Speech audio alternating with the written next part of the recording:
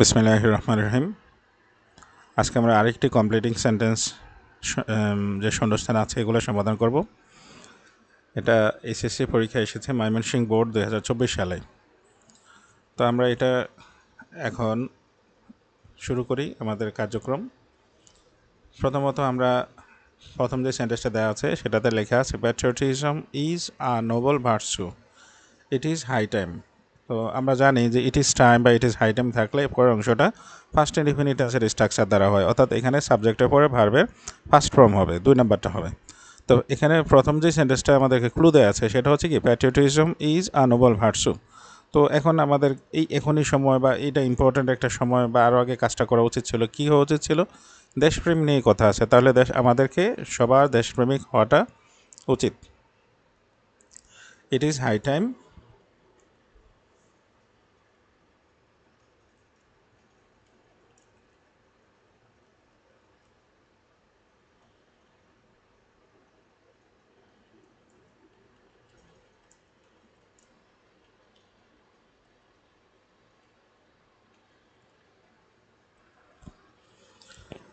অর্থাৎ এখন যে আমরা সেন্টেন্সটা লিখব সেটা সাবজেক্টের পরে ভার্বের ফার্স্ট ফর্ম হবে। ইট ইজ হাই টাইম, আবার বলি ইট ইজ টাইম বা ইট ইজ হাই টাইমের পরে ফার্স্ট ফর্ম হয়, কিন্তু আমরা এখানে আমরা যে সেন্টেন্সটা লিখেছি মানে এই সেন্টেন্সটা কমপ্লিট করার জন্য সেক্ষেত্রে আমরা কিন্তু প্যাট্রিয়ট বা প্যাট্রিয়টিজমের একটা টান আছে এখানে। অর্থাৎ আগের সেন্টেন্সটা দিয়ে আমাদেরকে কিন্তু ওটাই বোঝাতে চেয়েছে যে আমরা যেন প্যাট্রিয়টিজমকে ব্যবহার করি একটা সেন্টেন্সটা কমপ্লিট করি। তো it is high time we are patriot love, আমার কাছে মনে হয় যে এটা কালারটা একটু উইক, আমি এটা কালারটাকে একটু চেঞ্জ করে দিই সুবিধা করার জন্য। তো আমরা নেক্সট এগুলো যেন সমস্যা না হয়, লিখতে যাতে সুবিধা হয়ে যায়।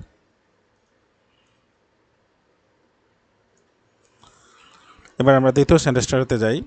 Hasan god GPA 4.50।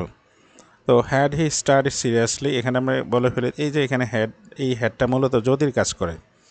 তো এখানে ইফের পরিবর্তে হ্যাডটাকে এগিয়ে আনা হয়েছে, মূলত হ্যাডটা থাকার কথা ছিল এই সাবজেক্টের পরে এই জায়গায়। অর্থাৎ এইটা ইফের 3 নাম্বার রুল। যারা ইফের মানে কন্ডিশনাল সেন্টেন্স সম্পর্কে আইডিয়া আছে তারা বুঝতে পারবে। হ্যাড 3 নাম্বার রুলের ক্ষেত্রে সাবজেক্টের পরে would have, could have, might have যে কোনো একটা বসাতে হবে। এখানে লেখা আছে যে সে জিপিএ 4.50 পেয়েছে, যদি সে ভালো করে পড়াশোনা করতো সিরিয়াসলি তাহলে কী হতো, আরও নিশ্চয়ই ভালো হতো। তো এখানে আমাদের যে হিত আছে এখানে এই সাবজেক্টের পরে আমাদের উড হ্যাভ, কুড হ্যাভ বা might have.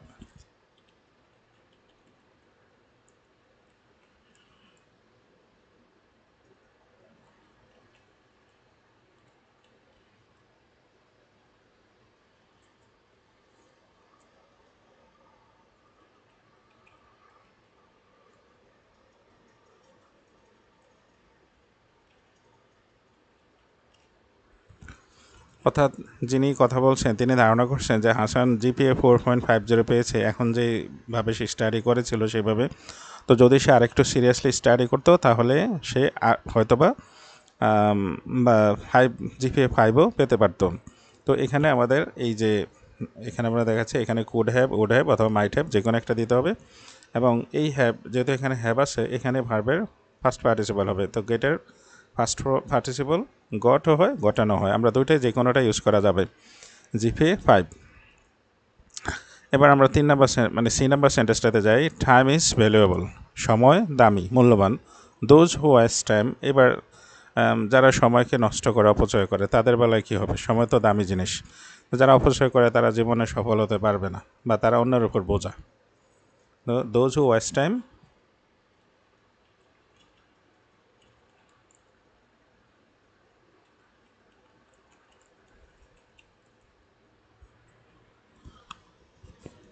Those who waste time মানে এটা প্রেজেন্ট ফর্ম দেওয়া আছে। তো আমরা এখানে এটা মূলত কমপ্লেক্স সেন্টেন্স। যারা সময় নষ্ট করে তারা কী হবে, can not shine in life, তারা জীবনে সফল হতে পারে না। আমরা আরেকটু লিখতে পারতাম যে তারা হয়তো অন্যের উপর বোঝা, যেটা ভালো লাগে। তো সেটা লিখলে হবে কি, they are those who waste time are burden on others, অন্যের উপর বোঝা। যাই হোক আমরা শর্টকাট করি যাতে সবাই ভিডিওটা বড় না হয়ে যায়। This ceiling is not so high, ceiling মানে হচ্ছে ছাদ, এই ছাদটা বেশি উঁচা নয়। ইজ টল অ্যানাপ, টল অ্যানাপের সাথে একটা ইয়ে হয় কি টুপ দিতে হয় পরের মার্বের সাথে, মানে সে এতটা লম্বা কি করতে পারে, সে এতটা লম্বা যে এখানে লম্বার বিষয় আসছে, মানে হচ্ছে সে হয়তো বা ছাদটাও ছোট না এটাও বলছে, সরি ছাদটাও বেশি উঁচা না, তার মানে হচ্ছে সে ছাদটা স্পর্শ করতে পারে। হি ইজ টল এনাফ,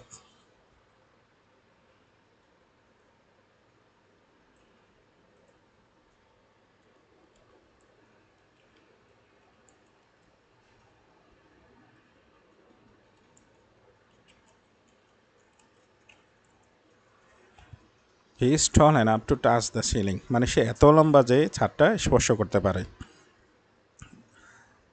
এবার আমরা নাম্বারে দেখি, lock the door and keep the key in a safe place lest, অর্থাৎ তালাটা লক করে চাবিটা নিরাপদ একটা স্থানে রাখতে হবে। লিস্টের বাংলা হচ্ছে পাছে নয়তো, নয়তো কী হবে, নয়তো এই চোর ঢুকে যেতে পারে বা এটা দেখে ফেলতে পারে কেউ।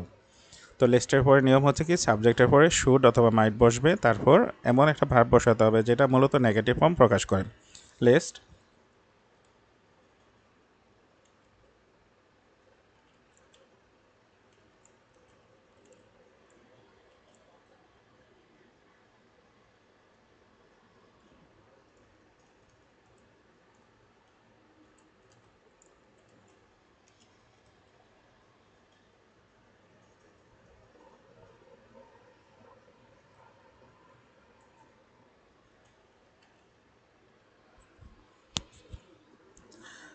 আমাদের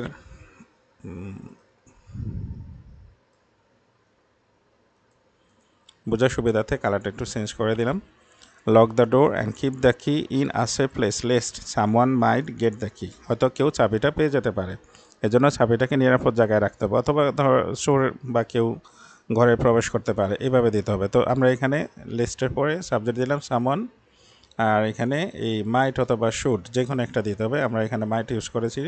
তারপর মূল ভাব গেট দ্য কি, এটা এটা হচ্ছে কি এমন একটা ওয়ার্ড বলে যে এটা মানে যেটা শুনতে ভালো শোনায় না, যে তুমি হয়তো বা এটাকে লক করে না রাখলে বা যদি এটাকে নিরাপদ না রাখো তাহলে কেউ হয়তো চাবিটা পেয়ে যাবে।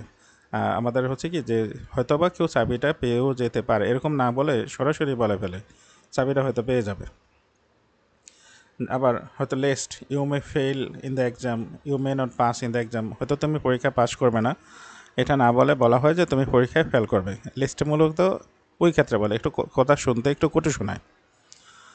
You can not understand everything clearly unless, তুমি সব কিছু পরিষ্কারভাবে বুঝতে পারবে না ক্লিয়ারলি পরিষ্কারভাবে আনলেস যদি না, যদি না তুমি, আচ্ছা কেন বুঝতে পারবে না সে ক্লিয়ারলি, তার কারণ হচ্ছে কি যদি সে মনোযোগ না দেয়। মনোযোগ হচ্ছে কোনো জিনিস শেখার এক নম্বর সত্য। এই যে আমি এখানে পড়াচ্ছি বা বারবার লিখছি, এখানে যদি কারো ইন্টারেস্ট না থাকে মানে মনোযোগ না থাকে তাহলে সে দেখে সে এটা শিখবে না। তার চোখের যেমন একটা নাটক সিনেমা যেরকম দেখলো কিছুক্ষণ পর ভুলে যাবে, এরকম এরকম হয়ে যাবে। তো সেই ক্ষেত্রে কনসেন্ট্রেশন হচ্ছে এক নাম্বার দরকার, এটা হচ্ছে একটা স্টুডেন্টের ইন্টারেস্ট। তো যদি যিনি শিখেন তার যদি ইন্টারেস্ট না থাকে তাহলে যিনি বক্তা তিনি বলেও লাভ নাই, এই পড়াটা টেকসই হবে না। তো এই জন্য হচ্ছে কি তার সিনসিয়ারিটি দরকার। Unless you can not understand everything clearly unless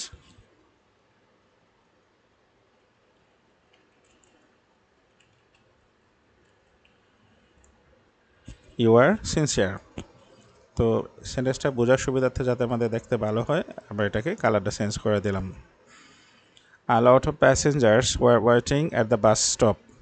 A bus came, but the bus was so small that মানে লট অফ প্যাসেঞ্জার্স, অনেক প্যাসেঞ্জার ওয়েট করতেছিল কোনো একটা বাস স্টপে, একটা বাস আসলো কিন্তু বাসটা এত ছোট ছিল যে সো স্মল দ্যাট, এটা একটা রুল আছে, সো স্মল দ্যাটের পরে যে সাবজেক্টটা হবে সেই সাবজেক্টের পরে ক্যান বা কুড টেন্স অনুসারে বসবে এবং নেগেটিভ হতেও পারে নাও হতে পারে। তো নেগেটিভ হবে কি না সেটা ডিপেন্ড করবে মিনিংয়ের উপর।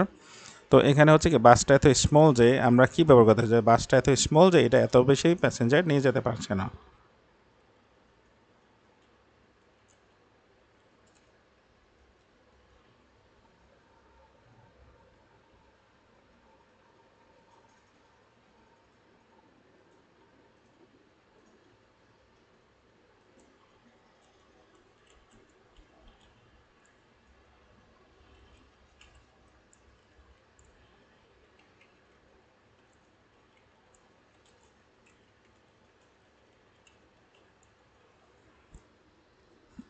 আমি আমার মতো করে দিলাম। যদি স্টুডেন্টের মাথায় অন্য কিছু আছে সেটাও দেওয়া যাবে, তবে ফরম্যাটটা ঠিক রাখতে হবে। এখানে সাবজেক্ট হবে, সাবজেক্ট হচ্ছে যে বাসটা এখানে টেন্স অনুসারে ক্যান অথবা কুড হবে। নটটা হচ্ছে মিনিংয়ের উপর। যদি অ্যাফার্মেটিভ হয় তাহলে তো নট লাগবে না। যদি নেগেটিভ হয়, যেমন আমরা বোঝাতে চাচ্ছি যে যেদিন পারলো না, এই জন্য আমাদেরকে নট ইউজ করতে হবে।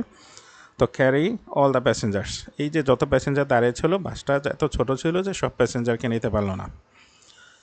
In spite of facing so many drawbacks in life he dash ultimately, সে ফলশ্রুতিতে সে অবশেষে কী হলো, অনেক প্রতিকূলতা মোকাবেলা সত্ত্বেও সে কী হয়েছিল, সে সফল হয়েছিল। তো যেহেতু এখানে আমরা দেব যে সে জীবনে সফল হয়েছিল।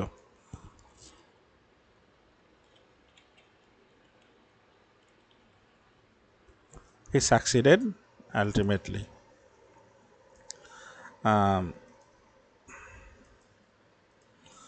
আমরা মূলত বোঝাতে চাচ্ছি জীবনের অনেক প্রতিকূলতা সত্ত্বেও সে সফল হয়েছিল। এটা ইচ্ছা করলে প্রেজেন্ট পারফেক্ট টেন্সও দেওয়া যেতে পারে যে সে অনেক প্রতিকূলতা সত্ত্বেও সফল হয়েছে, এটাও দেওয়া যেত। সেই ক্ষেত্রে সাবজেক্টের পরে হ্যাজ দিতে হতো। তো আমরা ফার্স্ট টেন্সে করে দিলাম he succeeded ultimately. Ayesha is a bright student, she studies hard so দ্যাটের রুলটা আগেরটার মতোই। সো দ্যাট থাকলে সাবজেক্টের পরে ক্যান অথবা কুড বসে টেন্স অনুসারে। তারপর একটা ভাব দিতে হয় যে অনুসারে, মিনিং ঠিক রাখার সাথে যেভাবে ভাবটা ইউজ করা যায়। যেহেতু আয়েশা একজন bright student, she studies hard so that, সে কেন পড়াশোনা করে কঠোর, যাতে সে জীবনে সফল হতে পারে।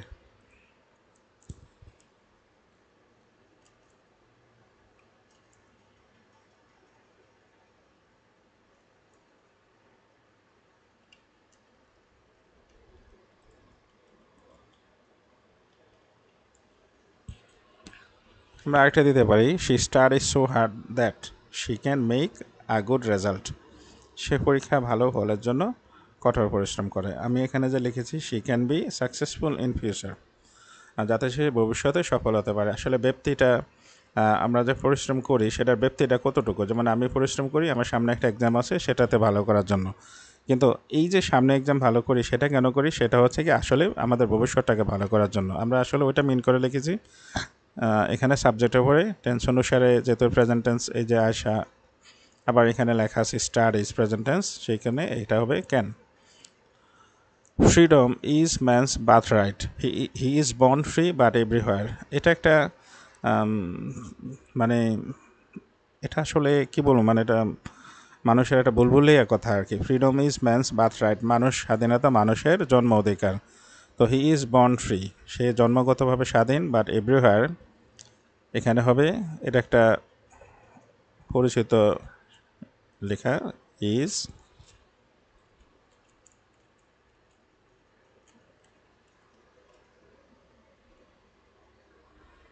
হি ইজ সেন্ট, অর্থাৎ প্রতিটা জায়গায় মানুষ শেকলবন্দি। এটাই সত্য, এটাই বাস্তব। পৃথিবীর এমন কোনো জায়গা নাই, এমন কোনো প্রেসিডেন্ট, প্রধানমন্ত্রী, এমনকি যে কেউ, আমি আমার ইচ্ছা মতো চলতে পারি না। তো যেহেতু চলতে পারি না, এটা জন্মগতভাবে স্বাধীন বলাটাও আমার কাছে মনে হয়, জানি না, এটা যেহেতু তারা বলছে আমরা সেই অনুসারে লিখে দিলাম। Freedom is man's birth right, he is born free but everywhere he is sent, কিন্তু প্রতিটা জায়গায় সে শেকল দ্বারা আটকানো। তো এটা কিসের শেকল? এটা হচ্ছে ইনভিজিবল চেইন, অদৃশ্য একটা শিকল। সেটা হচ্ছে কি, যেমন বাবা মার কথা শুনতে হয়, পরিবারের কথা শুনতে হয়, সমাজকে আইন কানুন মানতে হয়, তারপর হচ্ছে মানবিকতার একটা বিষয় আছে, রাষ্ট্রীয় বিষয় আছে, ইত্যাদি অনেক কিছু চিন্তা করলে মানুষ কখনোই স্বাধীন নয়। তো ঠিক আছে, আজকে আমরা এই কমপ্লিটিং সেন্টেন্সটা করলাম ময়মনসিংহ বোর্ড 2024 সালে। সামনে এরকম আরও হোম টিউটরের আরও ক্লাস পেতে সাবস্ক্রাইব করে রাখুন। সবাই ভালো থাকুন, সুস্থ থাকুন। আজকের ক্লাস এটুকুই। আল্লাহ হাফেজ।